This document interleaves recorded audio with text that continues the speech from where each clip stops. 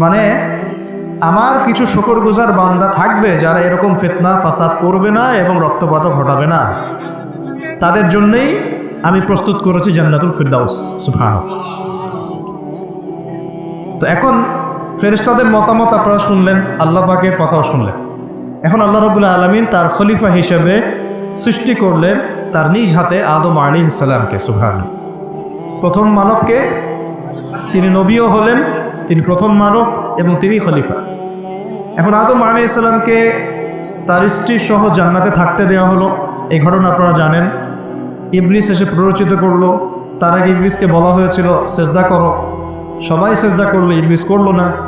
মনে আছে? এটা তো আপনারা জানেন। ওইদিকে আমি আর ওই জন্য সময় নষ্ট করছি না। ইবলিস সেজদা না করে কাফের হয়ে গেল। আর আদম আলাইহিস সালাম এবং হাওয়া আলাইহিস সালামকে জান্নাতে থাকতে দেওয়া হলো। বলা হলো যে এখানে থাকো, কিন্তু ওয়ালা তাকরাবা হাদিহিশ শাজারা, এই গাছের কাছেও যাবে না।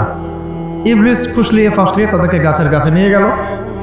যেভাবে আমাদেরকে ফুসলিয়ে পাপের দিকে নিয়ে আসে, ঠিক এভাবেই। ঠিক আছে? এখন আমাদের পিতামাতা একটা ভুল করে ফেললেন। মানুষ মাত্রই কি হবে? আমাদের পিতামাতা ভুল করে ফেললেন। এটাই তো হাদিসের ব্যাখ্যা, কুল্লু বনি আদম খাত্তা, প্রত্যেকটা বনু আদমেরই কি আছে? ভুল আছে। খয়রুল খাত্তাইন আত-তাওয়াবিন, যারা তওবা করে তারা হচ্ছে উত্তম ভুলকারী। তো আমাদের পিতা কিন্তু ভুলের উপর অটল থাকলেন না। ইবলিস যেমন তার মতে অটল থাকলো যে আমি সেজদা করি নাই, তো কি হয়েছে? খলাকতানি মিন নার ওয়া খলাকতাহু মিন তিন, আমাকে সৃষ্টি করেছেন আপনি আগুন দিয়ে, ওকে সৃষ্টি করেছেন মাটি দিয়ে। এটা ইবলিসের চরিত্র। যে ভুলের উপর অটল থাকে, সংশোধন করে না, সেই ইবলিসের অনুসারী। কথা বুঝতে পারছেন? ইবলিস কি এখানে সঠিক ছিল না? নাউযুবিল্লাহ, কখনোই না। আল্লাহ পাক তাকে আদেশ করেছেন, আদম কিসের তৈরি সেটা তো দেখার দরকার নেই। আল্লাহ পাক আদেশ করেছেন, বাস তোমাকে সেজদা করতে হবে। এখন আমরা যেমন আল্লাহ পাকের আদেশের সামনে অনেক সময় এরকম দলিল উপস্থাপন করি, এটা কেন করব, এটা কেন করব, তাই না? পর্দা কেন করব, নামাজ কেন করব, যাকাত কেন দেওয়া লাগবে, এগুলি ইবলিসের চরিত্র। আর ইবলিস চ্যালেঞ্জ করলো আল্লাহকে, আল্লাহ পাক থেকে বের করে দিলেন, ফাখরুজ মিনহা ফাইন্নাকা রাজিম, এখান থেকে বের হও, তুমি অভিশপ্ত। ওয়া ইন্না আলাইকা লা'নাতা ইলা ইয়াউমিদ্দিন, কিয়ামত পর্যন্ত তোমার উপর লানত, অভিশাপ। ও আবার চালাক, সে বলল যে আমাকে কিয়ামত পর্যন্ত অবকাশ দিন, আনদিরনি ইলা ইয়াউমি ইউবআসুন, আমাকে কিয়ামত পর্যন্ত অবকাশ দিন। আল্লাহ পাক বলেন ইন্নাকা মিনাল মুনদারিন, যাও তুমি অবকাশপ্রাপ্তদের অন্তর্ভুক্ত একজন, ছেড়ে দিলাম তোমাকে, কিয়ামত পর্যন্ত হায়াত দেওয়া হবে। এবার সে বলছে তামিমা রওয়াইতানি, হে আল্লাহ, যে আদমের জন্য আপনি আমাকে বের করে দিলেন, আমি চ্যালেঞ্জ করছি। এবার ইবলিসের চ্যালেঞ্জটাও মাথায় লিখে রাখেন, মাথায় লিখে রাখেন। ইবলিস বলছে ফাবিমা আগওয়াইতানি লাআকুদুন্না লাহুম সিরাতাকাল মুস্তাকিম, যার জন্য আপনি আমাকে এখান থেকে বের করে দিলেন, আমি তার সরল পথে ওত পেতে বসে থাকবো। কিভাবে বসে থাকবো? ওত পেতে। থুম্মা লাআতিয়ান্নাহুম মিন বাইনি আইদিহিম ওয়া মিন খালফিহিম ওয়া আন আইমানিহিম ওয়া আন শামাইলিহিম ওয়া লা তাজিদু আকসারাহুম শাকিরিন, আমি তাদের ডান দিক থেকে আসবো, বাম দিক থেকে আসবো, সামন থেকে আসবো, পিছন থেকে আসবো, আপনি বেশিরভাগ আদম সন্তানকে শুকরগুজার পাবেন না। কে বললো এটা? ইবলিসের এই কথা সত্য না মিথ্যা বলেন তো? এখন সত্য হয় না? কিভাবে সত্য সেটা একটা হাদিস থেকে দেখেন ধরি। আমি আর গভীরে ঢুকে যাচ্ছি।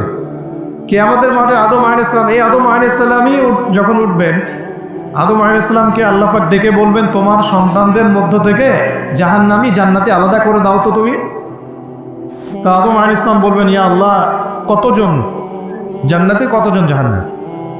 আল্লাহ পাক বলবেন প্রত্যেক 1000-এ 999 জনকে জাহান্নামের জন্য আলাদা করে দাও। বলেন নাউযুবিল্লাহ। এই হাদিসটা শোনার পরে সাহাবায়ে কেরাম রাদিয়াল্লাহু আনহুম খুব বিচলিত হয়ে পড়ল। তখন নবী সাল্লাল্লাহু আলাইহি ওয়াসাল্লাম আশ্বস্ত করলেন যে ওই যে 1% জান্নাতি দেখা যাচ্ছে, এগুলো উম্মতে মুহাম্মাদের মধ্যেই বেশি হবে ইনশাআল্লাহ।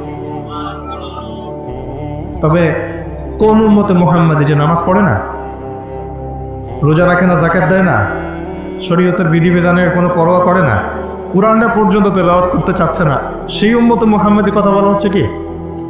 নাকি যারা নিজেদের জান, মাল, সময়, শ্রম সব কিছু ঢেলে দিয়ে দিনের জন্য নিজেকে নিবেদিত প্রাণ করে, কাদের কথা বলা হচ্ছে?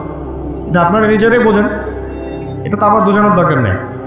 এখন বুঝেন তাহলে পার্সেন্টেজটা কত হবে। তো ইবলিসের কথা তাহলে সত্য হলো। ইবলিস কি বললো? ওয়ালা তাজিদু আকসারহুম শাকিরিন, বেশিরভাগকে আপনি শুকরগুজার পাবেন না। আল্লাহ পাক নিজেও এই কথা বলেছেন সূরা সদের মধ্যে, ওয়া কালিলুম মিন ইবাদিয়াশ শাকুর, আমার শুকরগুজার বান্দা খুব কম হবে। অন্য একটা জায়গাতেও আছে। তো এখন আল্লাহ রাব্বুল আলামিন আদম আলাইহিস সালাম আর হাওয়া আলাইহিস সালামকে জান্নাতে রাখলেন। তারা যে ফল খেয়ে ভুল করে ফেললেন, আল্লাহ পাক তখন তাদেরকে সাথে সাথেই বের করে দেন নাই। ফাতালাক্কা আদামু মির রাব্বিহি কালিমাত, আদম আলাইহিস সালাম তার রবের কাছ থেকে কিছু কালিমা শিখে নিলেন। ফাতাবা আলাইহি, ওই কালিমা দিয়ে আল্লাহ রাব্বুল আলামিনের কাছে তিনি তওবা করলেন। ইন্নাহু হুয়াত তাওয়াবুর রহিম, এবং আল্লাহ পাক তওবা কবুল করে তাকে মাফ করে দিলেন।